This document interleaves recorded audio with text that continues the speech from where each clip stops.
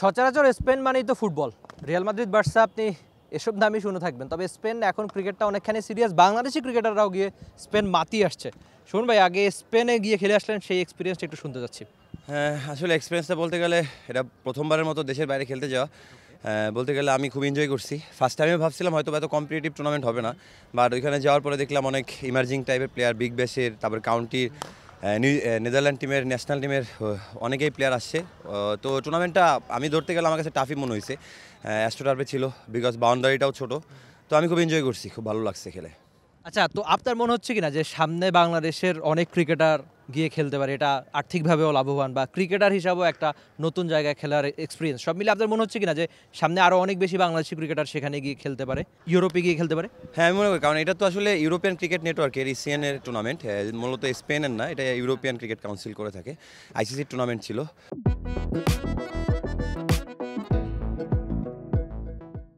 তো আমার কাছে মনে হয়েছে এখানে যেসব ব্যাটসম্যানরা খেলছে ওরা অনেক স্কিলফুল, অনেক শর্টস আছে। তো আমি মনে করি বাংলাদেশের ব্যাটসম্যানরা যদি যায়, এখন যেহেতু ক্রিকেটটা অনেক কম্পিটিটিভ হয়ে গেছে, যেহেতু ব্যাটিং টাইপের গেম হয়ে গেছে, তো ব্যাটসম্যানদের শর্টস ইমপ্রুভ করার জন্য ওইখানে অনেক বড় টুর্নামেন্ট আমি দেখলাম, যেটা হয়তো বা অনেক হাইলাইট হয় না, বাট ওইটা অনেক ভালো খেলা। তো ব্যাটসম্যান আমার কাছে মনে হবে গেলে এক্সপিরিয়েন্স গ্যাদার হবে, পাশাপাশি ব্যাটসম্যানের স্কিল ডেভেলপমেন্ট হবে, কারণ সচরাচর আমাদের এদিকে এরকম টুর্নামেন্ট হয় না। তো ওইখানে গেলে আমার কাছে মনে হয় ব্যাটসম্যানদের বেনিফিটটা বেশি হবে। আর সুমন ভাই, আমরা জানি যে স্পেন হচ্ছে রিয়াল মাদ্রিদ, বার্সা বা একেবারে ফুটবলটা অনেক বেশি আলোচনা হয়। তো আপনি যেহেতু স্পেনে গিয়েছেন, ফুটবলের কোনো এক্সপিরিয়েন্স হয়েছে কিনা ওখানে? না, আসলে ওইরকম টাইম পাইনি, কারণ শর্ট টাইমের জন্য গেছি, প্রিমিয়ার লিগ ছিল, এর জন্য ওইখান থেকে তাড়াতাড়ি ব্যাক করতে হয়েছে। বার্সেলোনায় গিয়েছিলাম, কিন্তু ফুটবল কোনো খেলা দেখতে পাইনি। ইচ্ছা ছিল যদি সময় পাইতাম তাহলে খেলা দেখতাম, যেহেতু রিয়াল মাদ্রিদ সাপোর্ট করি, তো সেক্ষেত্রে ইচ্ছা ছিল যেহেতু ওই দেশে গেছি খেলা যেন দেখতে পারি। বাট ফিউচারে যদি যাওয়া হয়, ইনশাল্লাহ চেষ্টা করবো যেন একটা ফুটবল ম্যাচ দেখে আসতে পারি। এল ক্লাসিকো দেখবেন? এল ক্লাসিকো দেখার ইচ্ছা আছে, যদি ওই টাইমে এল ক্লাসিকো হয় আর কি, টাইমিংটা মিলে যদি।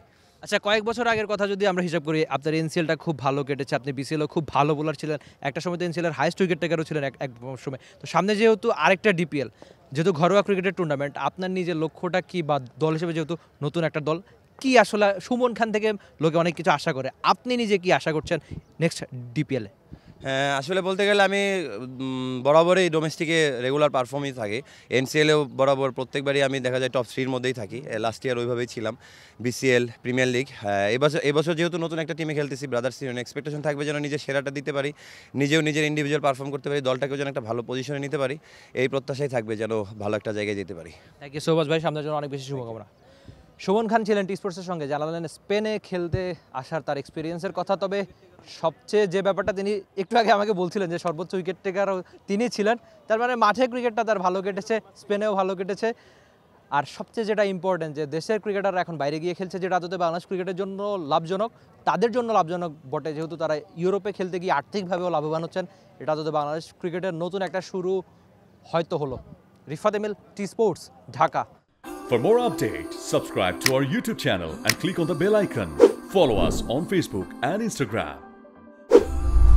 Download T-Sports app to enjoy exciting games and highlights. Visit tsports.com.